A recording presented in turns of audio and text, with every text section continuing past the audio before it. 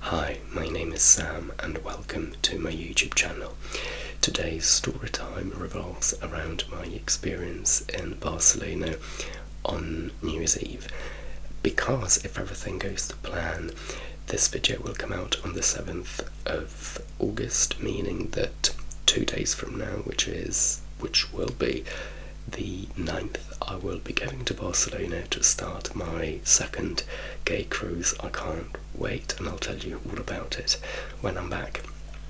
But that experience will be very different because on New Year's Eve I went alone, and I'll tell you why that happened.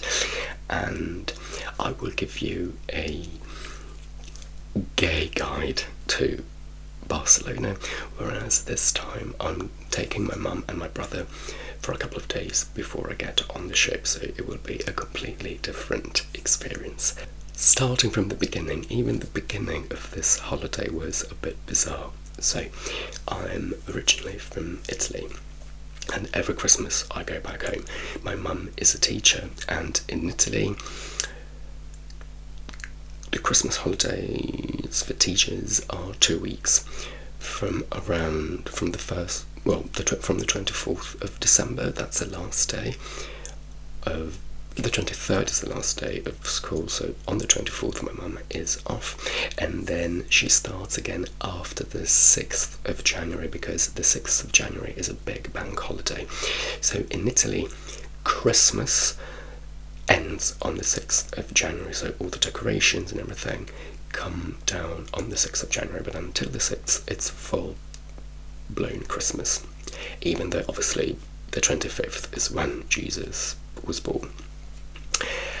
So she has 2 weeks, and I always try to be home for the whole of the 2 weeks, and I try to go home a little bit before the 24th because it's cheaper to fly back home before the 24th.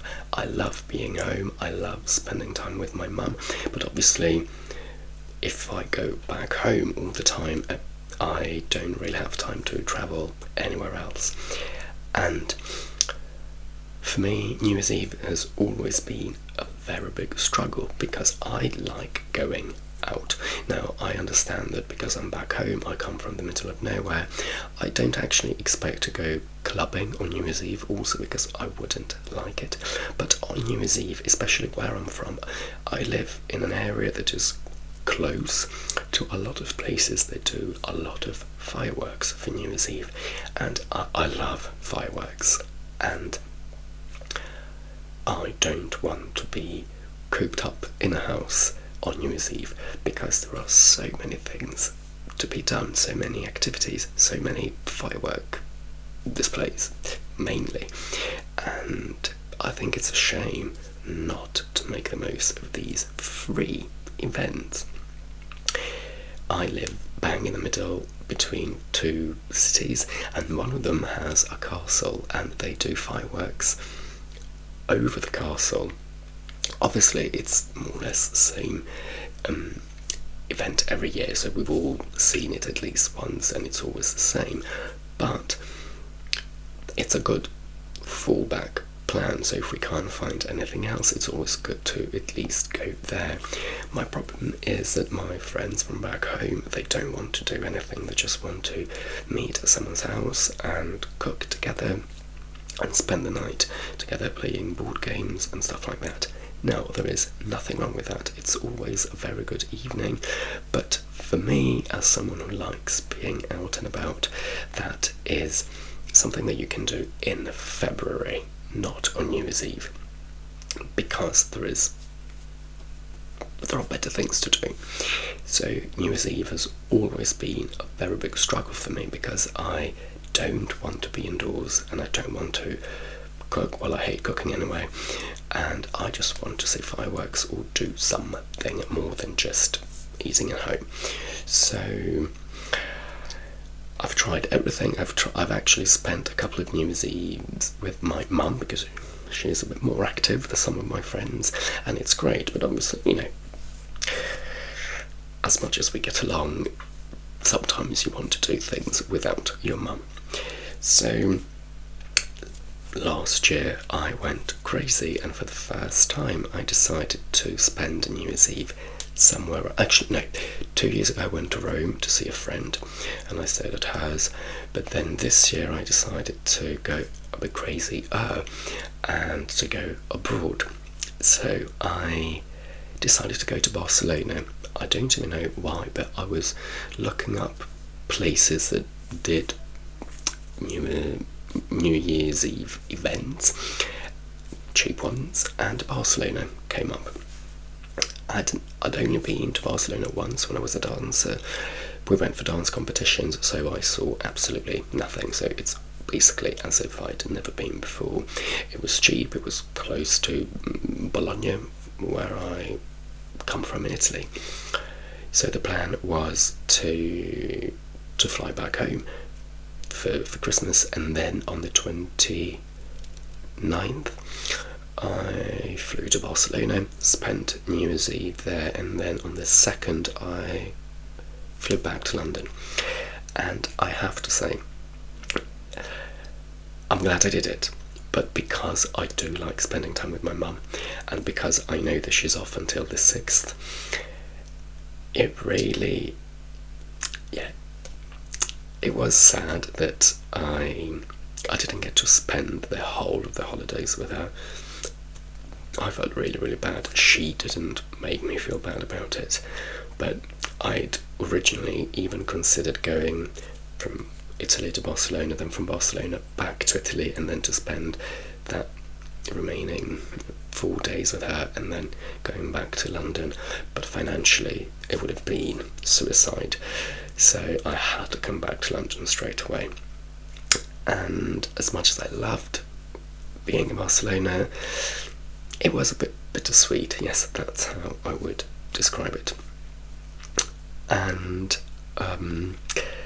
so everything went, well, not everything went wrong, but a few things went wrong. So originally in August, when I decided to do something, I told a couple of my friends here, expecting a brutal no from the very beginning.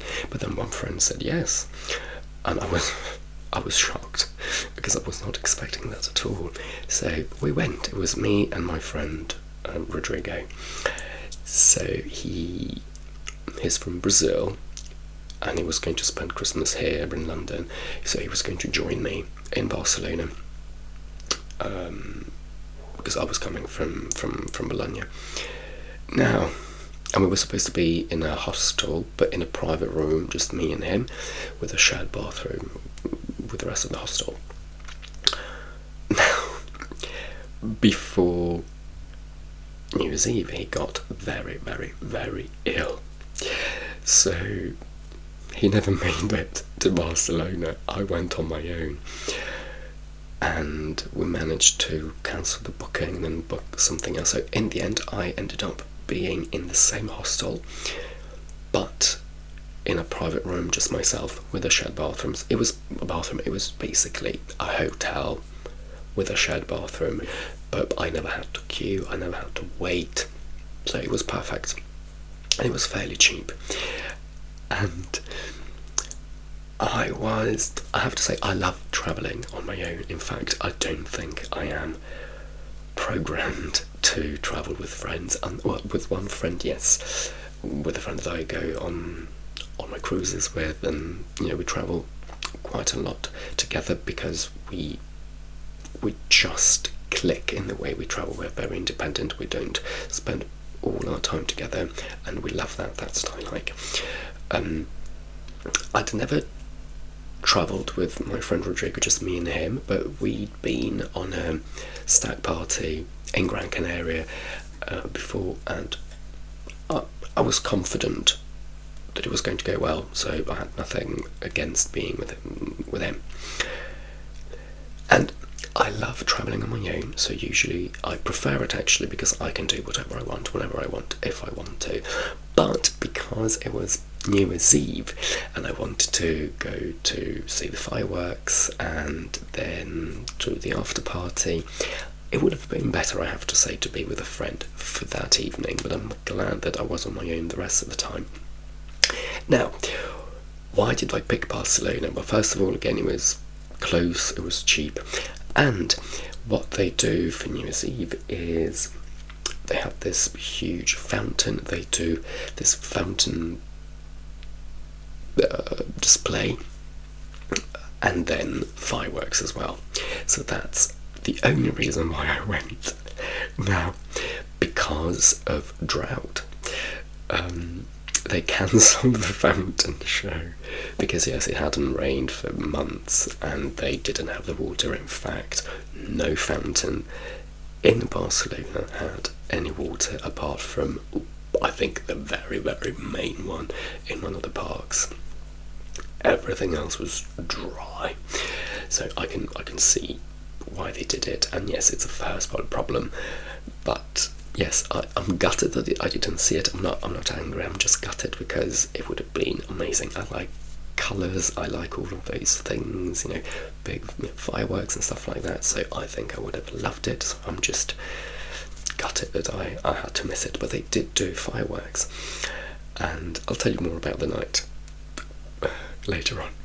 So I went on my own, and I got to Barcelona like at 9-10 p.m.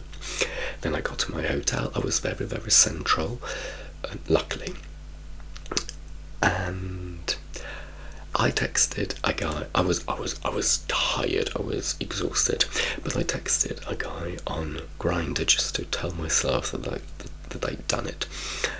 And I said, would you like to meet for something very, very soft? I mean, I can't really give you much because I'm very tired. And he said, well, actually, I'm about to go to a sex party. Would you like to come with me? And I can't believe I said yes. I said, okay, let's go. Now, it's a sex club that he went to. I'd never been to Barcelona, so I didn't really know anything. So I just followed him. I met him and we went. And again, I was so tired. Now, we really clicked, and I'll tell you more about this guy. We really clicked, which is pure luck, because you never know. I mean, this was a stranger. Then we went to this place, and oh god, it was awful. Simply because, well, it was very small, and I don't fancy many people. It's my problem. I didn't really find anyone that I fancied. He couldn't find anyone that he fancied. So yes, it wasn't the most exhilarating experience, but we basically spent most of the night together. We had a bit of fun together, me and him. I know he is gorgeous. I mean, thank God he was there, because otherwise it would have been a waste of money to pay for the entry fee. And that was it. So that was my first night, which went very differently from what I'd planned, because I planned to rest as much as I could, because being back home for Christmas is amazing, but it's not relaxing because I have a lot of people to see. Well, it's Christmas, so you have all the dinners, all the lunches. It's an intense time of the year to be back home. And that was the beginning of the end. I was there from Friday night to Tuesday, I think, Tuesday or Wednesday. And I have sleep problems, and because I went to bed very late, then I woke up fairly late, and then I'm not one of those people who can go back to sleep. Like if I wake up at 11 a.m, I can't go to bed at 9 p.m. My body needs to be up for a certain amount of hours, and I need to be tired. So also, I like clubbing, I like being out and about, and I had a lot of things that I wanted to see and I wanted to do, because I'd never been to Barcelona. I don't come from money, so I know that when I go to a new place, I need to see everything, because it's very unlikely that I'll be able to afford to go back. Now, Barcelona was an exception because I knew that I was going to go back from my cruise. Thank God for that, because what I saw was great, but I didn't see much of Barcelona, I have to say. The Christmas decorations were insane. They were amazing. For someone like me, who likes lights and colours, it was just incredible. It was just the apotheosis of what Christmas should be about. It was incredible. They really go all out there. I highly recommend you go to Barcelona during the Christmas period just to see the Christmas lights. Amazing. I don't think I have any pictures to show you because I'm terrible at taking pictures. I don't like taking pictures. I'm very bad at that. And yes, I don't think I have any good pictures to show you, but I'll see if I can find anything. And I went to see one of the big churches. I went to see a park. Then obviously I wanted to see La Sagrada Familia and Park Güell, which are the main attractions and landmarks of Barcelona. I never made it to those monuments because I have to say I ended up having a lot of fun in Barcelona, and it was a very weird experience for me because I kept in touch with this guy Christos, the guy that I met on the first night, because he is from somewhere in Spain, not from Barcelona. He lives in Norway, but he has a flat in Barcelona, and he goes to Barcelona every Christmas and every summer, and he stays there for the whole of the summer, I think, and 2 or 3 weeks over Christmas. So he's basically a local, and I'm so glad that I met him because, again, we really hit it off as friends as well. So I think the second day, so on the Saturday, he showed me around. So I saw a couple of things of Barcelona thanks to him and with him. There was some kind of festival going on by the beach. The weather was really good. It was sunny. It was winter, but it was a very warm winter. It was very pleasant. Very dry, because obviously it hadn't rained for a very long time, as the mist fountain show proved. And so yes, I saw a couple of things, but because I was very tired, I slept a lot throughout the whole holiday. And then yes, I ended up meeting quite a few guys and going to a few parties, which was not my plan. And originally I felt really disappointed in myself because I knew that I had to go and see these things. I had to go and see these monuments and attractions, but I also, I had fun instead. And again, I was disappointed in myself because that's not something that I would usually do, not the having fun part, but the prioritising fun over the fact that I need to go sightseeing and be a tourist. But in the back of my mind, I always knew that I was going to go back for the cruise, and I thought after 2 or 3 days of being hard on myself and not being a tourist, then I thought, well, I am coming back. It's a different kind of holiday. I'm here to relax, whichever form that takes. It's fine. So yes, I didn't see much of Barcelona. What I saw was nice. However, I have to say, I don't think I would ever live there because I was staying in the city centre, I would say close to the gay area called Gay Example, something that rhymes with gay, so there's a pun with gay. But that area is not pretty. The monuments are, but the streets are so wide where I was staying. They're so wide that they feel very impersonal. They really make you feel like a number. And London has big streets as well, in the city centre. But I don't know, even the colour of the buildings, it wasn't very welcoming. I have to be completely honest. Only visually. Los Ramblas, so the big streets where you have shops everywhere, those were very nice, but that's different from the streets that I I'm talking about streets that cars drive on. So yes, I found that slightly off-putting. Then New Year's Eve came, and the plan with my friend who never came was to go and see the fireworks display, and then we'd already paid for a ticket to go to a pop party somewhere in Barcelona. But because I was on my own, I went to the event. Obviously, yes, the fountain display didn't take place, but the fireworks were very different from anything that I'd ever seen before, because they had actual fireworks, but also they had drones. And I think, well, that year it was actually a very popular thing. I saw on YouTube, when they show you the videos of how each country celebrates New Year's Eve, a lot of countries used drones, but I don't think I'd ever seen that before. So they had coloured drones that drew shapes in the air.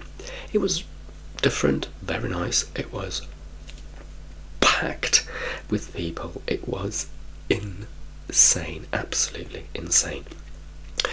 And so I can go clubbing on my own.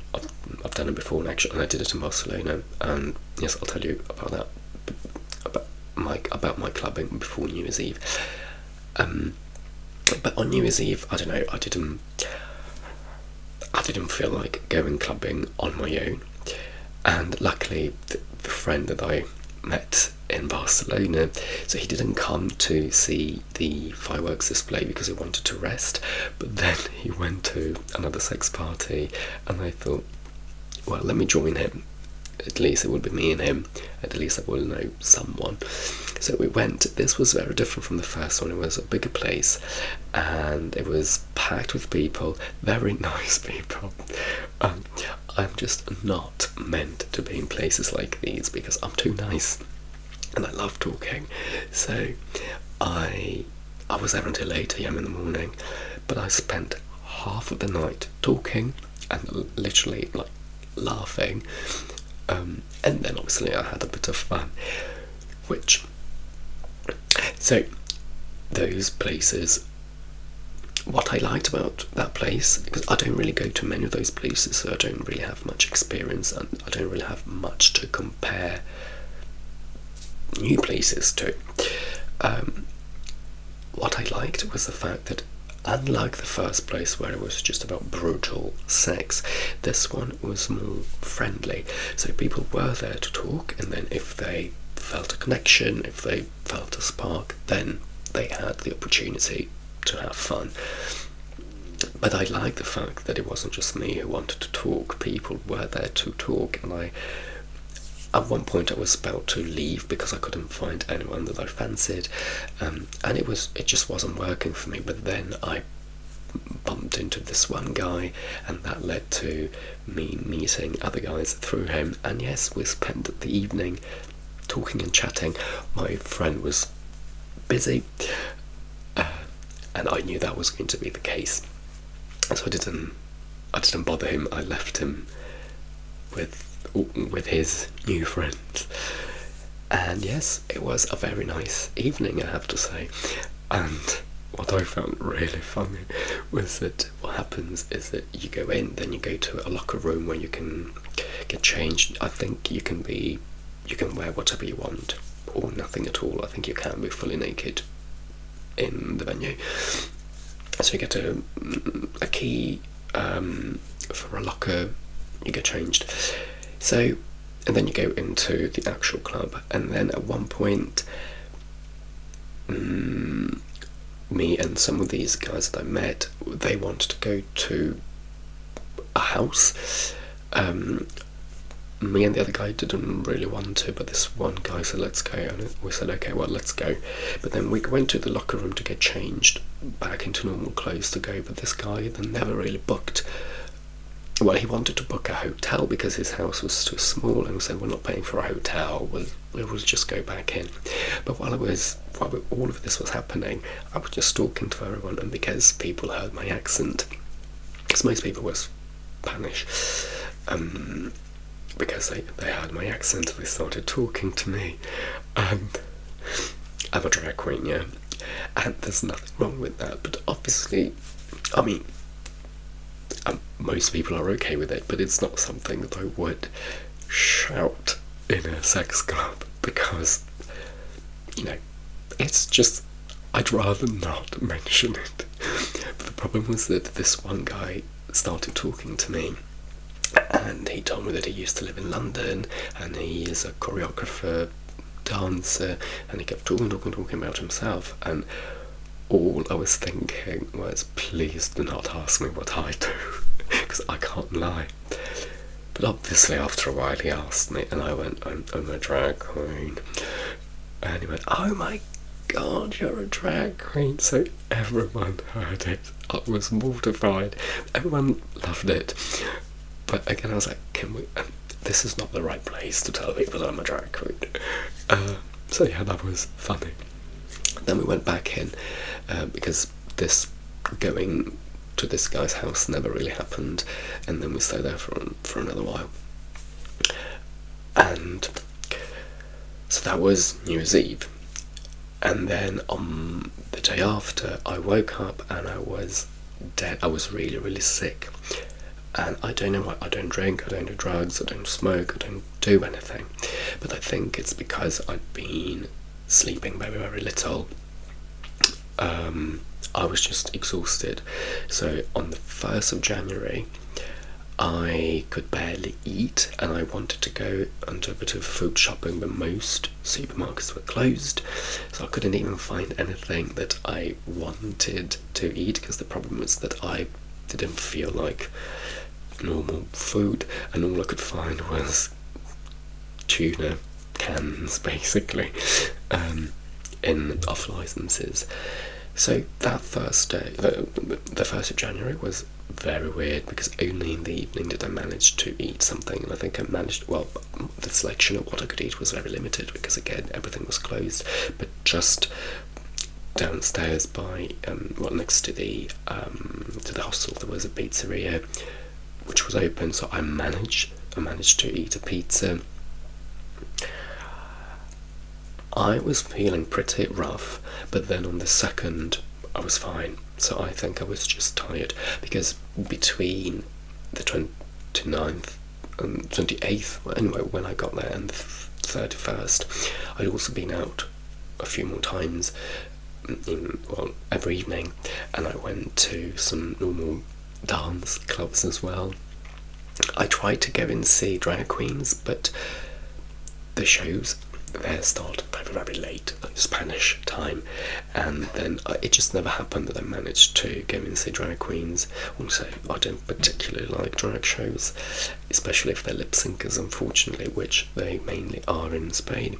But I ended up going to this very nice place, I don't remember the name, and they were playing a lot of very typical Spanish pop music, and it was amazing to see how all these people came together to sing these very traditional songs. I obviously didn't know any of them, and the funny thing was that when English or American songs came on, like Rihanna, Beyonce, Lady Gaga, I was the only one dancing, only one singing, because I knew the words, and everyone went quiet. They all knew the songs, obviously, but they all went quiet. And then when the Spanish songs came on, it was the opposite happened. So I just went quiet. I sort of bobbed around, and they all started singing. It was amazing. The only problem with that venue was that they had no cloakroom, and it was winter, so I had a huge coat that I had to basically hold